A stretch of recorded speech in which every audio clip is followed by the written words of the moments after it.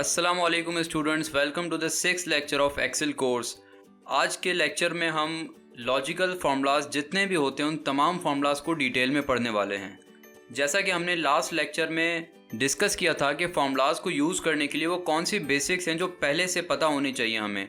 तो अगर आपको फार्मूलाज यूज़ करने की बेसिक्स नहीं पता तो पहले बेसिक्स सीख लीजिए। लॉजिकल फार्मूलाज को वन बाय वन समझने से पहले कुछ कॉन्सेप्ट्स ऐसे हैं जो कि आपको बखूबी पता होने चाहिए। जैसे कि अगर किसी भी फार्मूला में हमें लेस देन इक्वल्स टू का साइन यूज़ करना हो तो उसका तरीक़ेकार ये है, पहले लेस देन का सिंबल आएगा और उसके बाद इक्वल्स टू का सिंबल आएगा। इसी तरह से अगर ग्रेटर देन इक्वल्स टू का सिंबल यूज़ करना हो तो उसका तरीका ये है, पहले ग्रेटर देन सिंबल उसके बाद इक्वल्स टू। और अगर हमें किसी फार्मूला में नॉट इक्वल टू का सिंबल यूज़ करना हो तो उसमें हम इस तरह से पहले लेस देन का सिंबल आएगा और उसके बाद फिर ग्रेटर देन का सिंबल आएगा। याद रखिएगा, हमेशा लेस देन या फिर ग्रेटर देन का जो सिंबल है वो पहले आना चाहिए और जो इक्वल्स टू का सिंबल है वो बाद में आएगा। आगे अगर हम देखें तो लॉजिकल वैल्यूज़ क्या होती हैं, जैसे फॉर एग्ज़ाम्पल यहाँ पर मैं कंडीशन टाइप करता हूँ। जैसे इक्वल्स टू दबाने के बाद मैंने ये वाला सेल सेलेक्ट किया और ग्रेटर देन का सिंबल लगा के 10 लिखा। तो इस कंडीशन का मतलब क्या है कि इस सेल में जो वैल्यू है क्या वो 10 से ऊपर है। तो जैसे मैं इंटर प्रेस करूँगा तो आंसर में मेरे पास ट्रू या फॉल्स आएगा। अगर वो जो हमारी कंडीशन है वो सेटिस्फाई हो रही है तो फिर ट्रू आ रहा होगा और अगर सेटिस्फाई नहीं हो रही तो फिर फॉल्स आ रहा होगा। ठीक है, जैसे यहाँ पर अगर कोई सेल सेलेक्ट करके लेस देन 10 अगर मैं लिखता हूँ कि क्या ये सेल इसकी जो वैल्यू है ये 10 से छोटी है, तो इंटर दबाकर क्या है हमारे पास फॉल्स। ये जो ट्रू और फॉल्स हमारे पास आंसर्स में आ रहे हैं ये लॉजिकल वैल्यूज़ कहलाती हैं। इन लॉजिकल वैल्यूज़ की यानी कि ये जो ट्रू और फॉल्स का स्टेटमेंट है इसके सेल की जो वैल्यू होती है वो ट्रू के लिए 1 के बराबर होती है और फॉल्स के लिए 0 के बराबर होती है।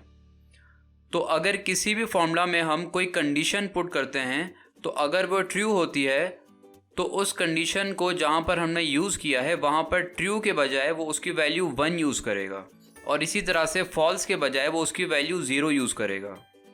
जैसे अगर मैं यहाँ पर 500 मल्टीप्लाई बाय ये वाला सेल यूज़ करता हूँ तो इक्वल्स टू दबाने के बाद हमारे पास क्या आया, 500 आया।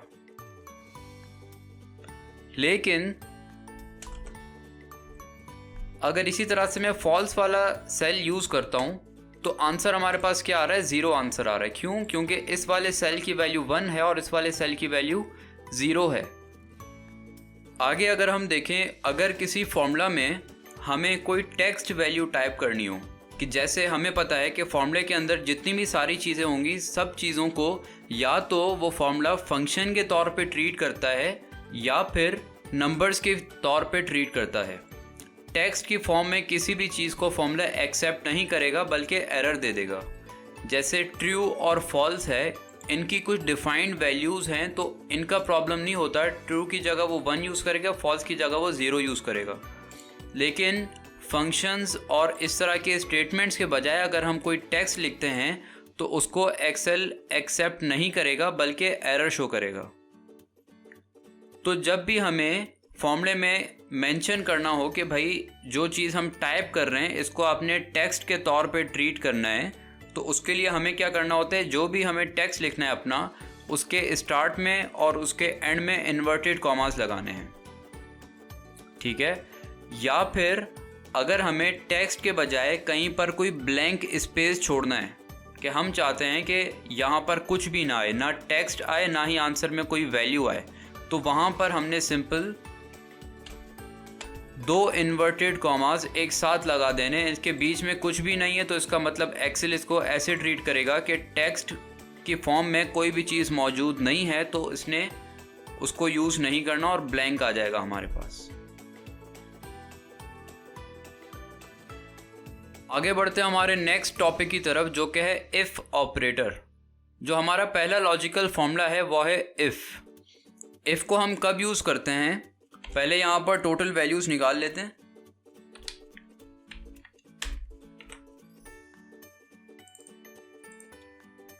अब यहाँ पर जो चार्ट गिवन है इसमें 5 टीम्स हैं जिनके 2 डिफरेंट मैचेस और उसके स्कोर लिखे हुए हैं, और यहाँ पर हमने उसका टोटल स्कोर निकाल लिया। अब हमने ये चेक करना है कि कौन सी टीम क्वालिफाई हुई है और कौन सी टीम क्वालिफाई नहीं हुई।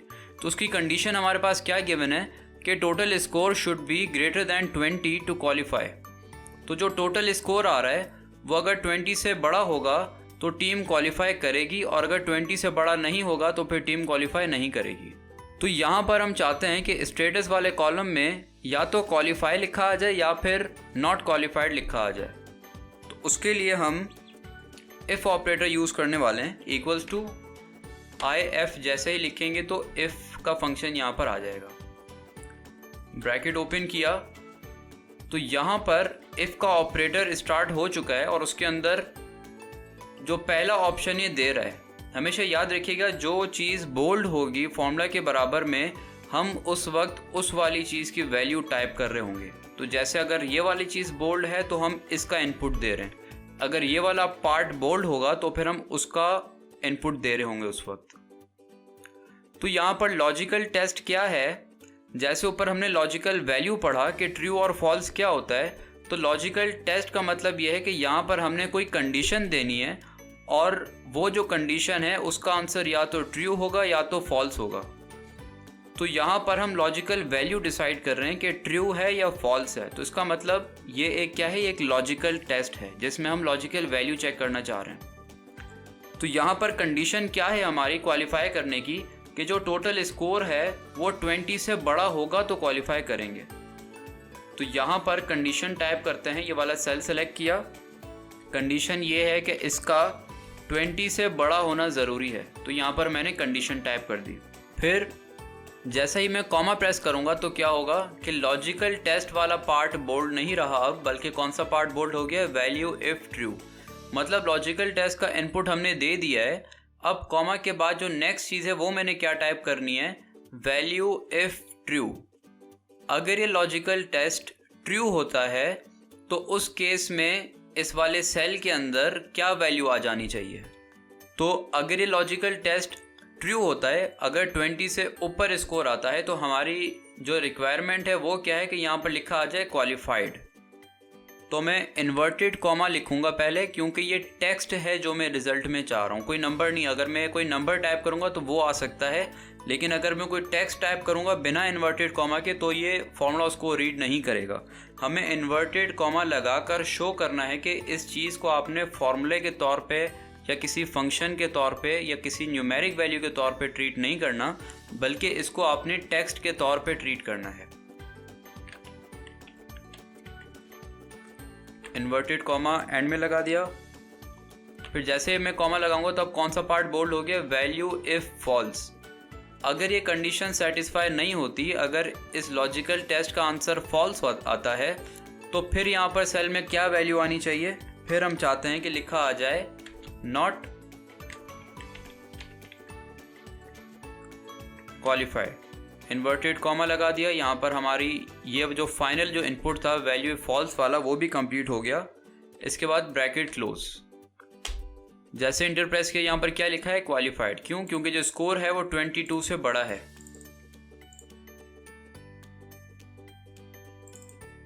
तो टीम 1, 3, 4 और 5 इन सब का जो स्कोर है 20 से बड़ा था, तो यहाँ पर क्या हो गया है, क्वालिफाइड हो गया। लेकिन इसका स्कोर 20 से बड़ा नहीं था तो ये नॉट क्वालिफाइड में आ गया। ठीक है।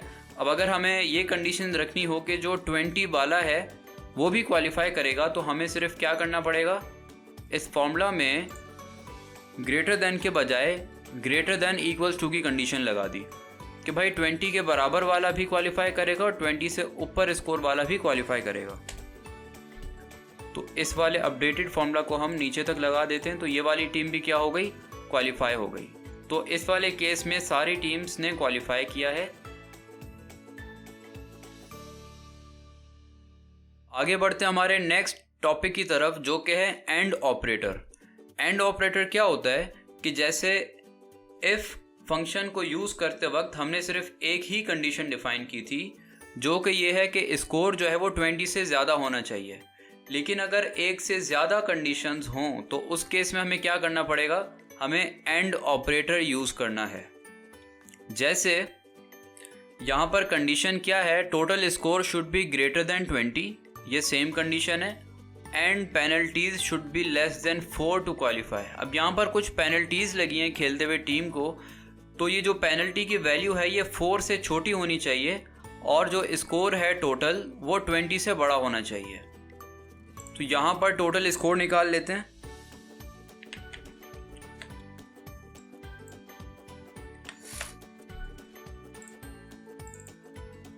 ठीक है, तो हमने स्कोर 1 और 2 को हमने डिफरेंटली ट्रीट किया है और जो पेनल्टी उसको हमने अलग से रखा है क्योंकि हम इसको अलग कंडीशन में देखने वाले हैं। तो यहाँ स्टेटस में क्या आएगा इसको हम बाद में देखते हैं, क्वालिफाई किया है या नहीं किया। फिलहाल हम सिर्फ ये देखते हैं कि एंड ऑपरेटर को यूज़ कैसे किया जाता है। तो इक्वल्स टू लगाया, AND एंड करके फंक्शन आ गया यहाँ पे, ब्रैकेट ओपन। अब यहाँ पर लिखा है लॉजिकल 1 फिर लॉजिकल 2। अभी हम लॉजिकल 1 की वैल्यू टाइप कर रहे हैं। इसका मतलब क्या है कि यहाँ पर हमने पहला लॉजिकल टेस्ट यानी कि पहली कंडीशन टाइप करनी है और उसके बाद यहाँ पर दूसरी कंडीशन टाइप करनी है। इसी तरह से हम जितनी कंडीशंस चाहें कॉमा लगा के ऐड कर सकते हैं यहाँ पे। याद रखिएगा, एंड ऑपरेटर का मतलब ये है कि हम जितनी भी कंडीशंस टाइप करेंगे अगर वो सारी कंडीशंस सेटिस्फाई हो रही होंगी तो सिर्फ उस वाले केस में ही हमारा जो फाइनल आंसर है वो ट्रू होगा। और अगर इन सब में से कोई एक भी वैल्यू ट्रू नहीं होती, मतलब सेटिस्फाई नहीं होती, तो हमारा जो फाइनल आंसर है वो फॉल्स आएगा। तो पहली कंडीशन क्या है कि जो टोटल वैल्यू है ये ग्रेटर देन, पहले से इक्वल्स टू भी लगा देते हैं साथ में, ग्रेटर देन और इक्वल्स टू 20 होना चाहिए, कॉमा लॉजिकल 2 यानी कि हमारी दूसरी कंडीशन वो क्या है कि ये जो पेनल्टी वाला सेल है इसकी जो वैल्यू है वो लेस देन 4 होनी चाहिए, ब्रैकेट क्लोज। ठीक है, तो हमने दो कंडीशंस टाइप की बीच में कॉमा लगा के। तो आंसर क्या है हमारे पास, ट्रू आया। याद रखिएगा, जब भी हम सिर्फ और सिर्फ कंडीशंस इनपुट में दे रहे होंगे तो हमारा फाइनल आंसर ट्रू और फॉल्स की सूरत में होगा। अगर ट्रू और फॉल्स के बजाय हमें कोई और चीज़ चाहिए फाइनल आंसर में तो उसके लिए हमें इफ़ का ऑपरेटर यूज़ करना ज़रूरी है। तो जैसे यहाँ पर देखें तो ये वाली जो टीम है पेनल्टी 4 से कम है और जो टोटल स्कोर है 20 से ज़्यादा है। स्कोर ठीक है लेकिन पेनल्टी की कंडीशन सेटिस्फाई नहीं हुई। टोटल स्कोर ठीक है, पेनल्टी भी सही है। इस तरह से जो फाइनल वाली टीम है उसका स्कोर ठीक है लेकिन पेनल्टी 4 से ज़्यादा है, तो इसमें भी फॉल्स आ रहा है। तो अब हम चाहते हैं कि फाइनल आंसर में ट्रू और फॉल्स के बजाय हमारे पास क्वालिफाइड या नॉन क्वालिफाइड लिखा आ जाए। तो इफ़ के बाद यहाँ पर जो लॉजिकल टेस्ट लिखा है, इफ़ ऑपरेटर में डायरेक्टली सिर्फ एक ही कंडीशन इनपुट करने का ऑप्शन आ रहा है। तो मैं क्या करूँगा, पहले ये जो पूरी कंडीशन है इसको मैंने कॉपी कर लिया।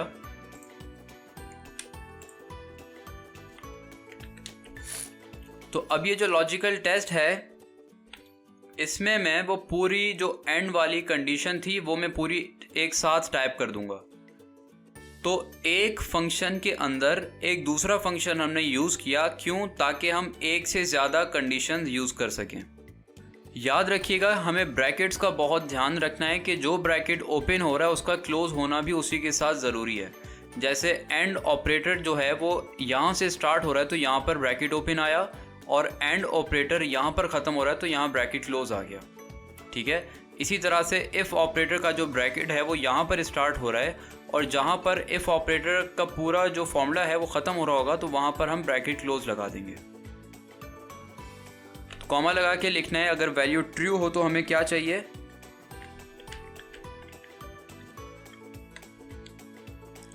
और अगर फॉल्स हो तो हमें क्या चाहिए।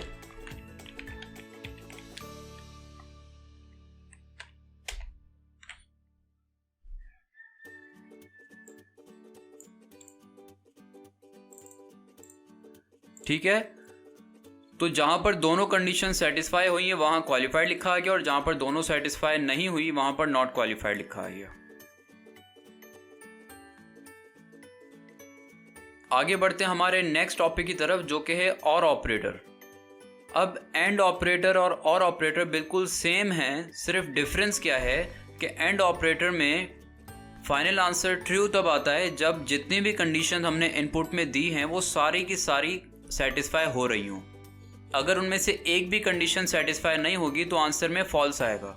लेकिन अगर हम और ऑपरेटर की बात करें तो जितनी भी कंडीशन हमने इनपुट में दी हैं उनमें से अगर कोई एक कंडीशन भी सेटिस्फाई हो रही होगी तो हमारा फाइनल आंसर ट्रू आ जाएगा।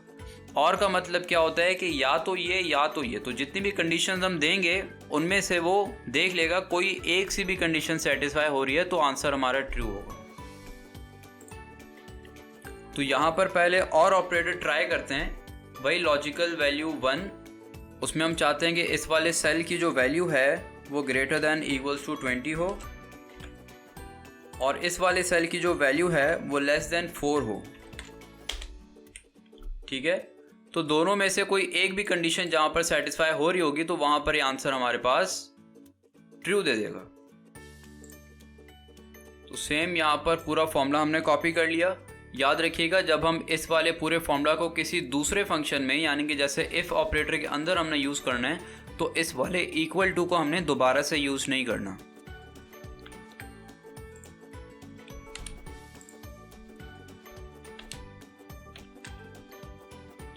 ठीक है, सेम उसी तरह से फॉलो करना है हमने।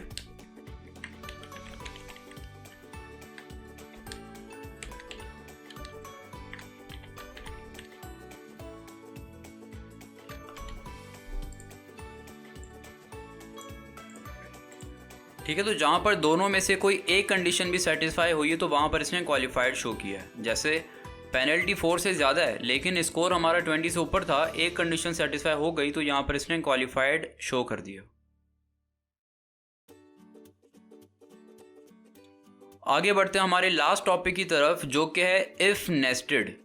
अब इफ नेस्टेड क्या होता है, जैसे ऊपर हमने एक कंडीशन की भी बात कर ली, एक से ज़्यादा कंडीशंस की भी बात कर ली, लेकिन हमारा जो फाइनल आंसर था वो सिर्फ 2 तरह का था, या तो क्वालिफाइड या तो नॉन क्वालिफाइड।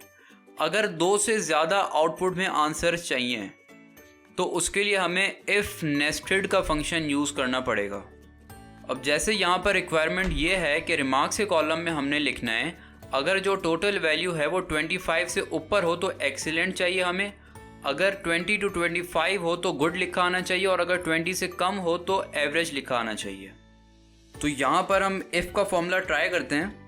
सबसे पहला लॉजिकल टेस्ट, यहाँ पर हमें फाइनल आंसर में 3 तरह की चीज़ें चाहिए लेकिन हम स्टेप बाय स्टेप फॉलो करेंगे। सबसे पहली रिक्वायरमेंट क्या है कि 25 से अबव पे एक्सीलेंट है, फिर ये सेकंड, फिर ये थर्ड।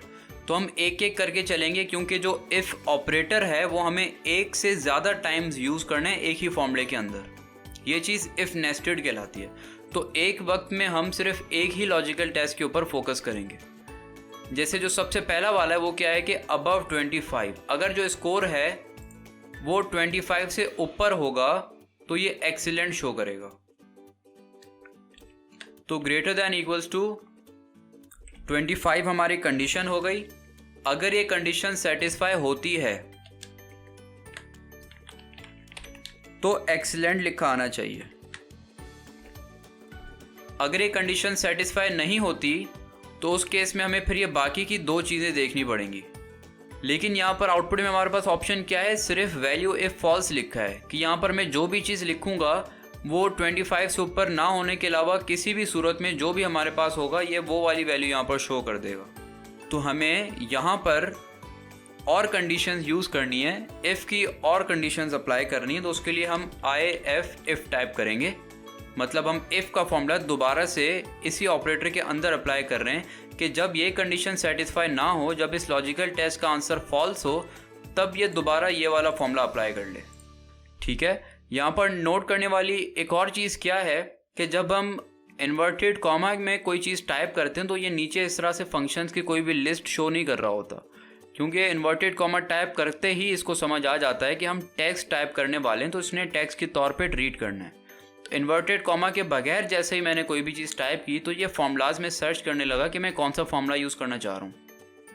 ये कंडीशन फॉल्स होने की सूरत में अब ये क्या करे, ये दूसरी कंडीशन चेक करे। वो दूसरी कंडीशन क्या है कि 25 से ऊपर तो नहीं था हमारा आंसर, अगर 20 से ऊपर होना चाहिए। ठीक है, अगर 25 से ऊपर का आंसर फॉल्स है और ये दूसरी कंडीशन चेक करने लगा है, तो यहाँ पर मैं सिर्फ ये लिख दूंगा कि इस वाले सेल की जो वैल्यू है वो 20 से ऊपर है या नहीं है। तो 25 से ऊपर तो वैसे ही फॉल्स हो चुका है, तो अगर मैं 20 से ऊपर की वैल्यू चेक करने को बोलता हूँ तो ऑब्वियसली वो 20 से 25 के दरमियान की रेंज में ही आ रहा होगा। तो जो सेल है हमारा यहाँ पर शो नहीं हो रहा, तो मैं F57 उस सेल का मैंने एड्रेस लिख दिया इस वाली जगह पर, ठीक है, F और ये 57, ठीक है। इस सेल की value greater than equals to 20। अगर 20 से ऊपर हो तो हमें क्या चाहिए भाई, गुड लिखा आना चाहिए। और अगर 20 से ऊपर ना हो तो सिर्फ एक फाइनल वाली ही चीज़ बची है कि भाई जब वैल्यू 25 से ऊपर नहीं है, जब वैल्यू 20 से ऊपर नहीं है, तो इसका मतलब वो वाली वैल्यू 20 से नीचे ही होगी। तो उस केस में हमें क्या चाहिए, एवरेज, ठीक है। यहाँ पर हमें तीसरी बार इफ़ का फॉर्मूला लगाने की ज़रूरत नहीं है तीसरी कंडीशन के लिए, क्योंकि जब पहली दो कंडीशन सेटिस्फाई नहीं हो रही तो इसका मतलब है कि ऑटोमेटिकली जो थर्ड वाली कंडीशन है वो सेटिस्फाई हो रही है यहाँ पे।